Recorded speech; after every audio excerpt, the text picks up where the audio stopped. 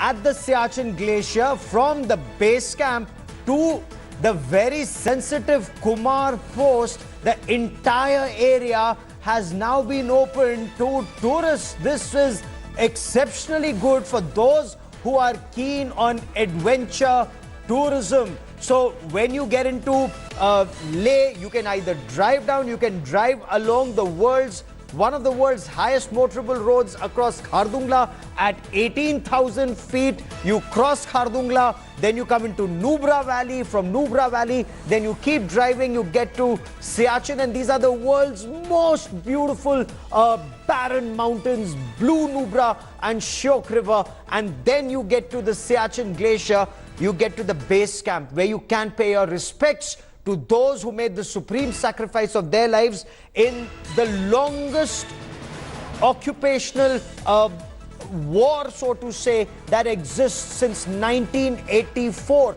13th of April 1984, Operation Meghdoot was launched, where India reached the Siachin glacier and captured the Saltoro ridgeline before the Pakistanis could do so. And till date, Government of India is spending about 3 crore rupees per day on the Siachin glacier to sustain our troops there. Now from the base camp to the Kumar base, it will be open to tourists. And Shiv, this is exceptional. This is huge. Will this also be for foreign tourists? What more can you tell us, Shiv? This is a big development. This is very, very momentous, Gaurav. This was something that had been in the works for quite a while now, but there was a lot of, background work and checks that needed to be done before an announcement of this kind could be made.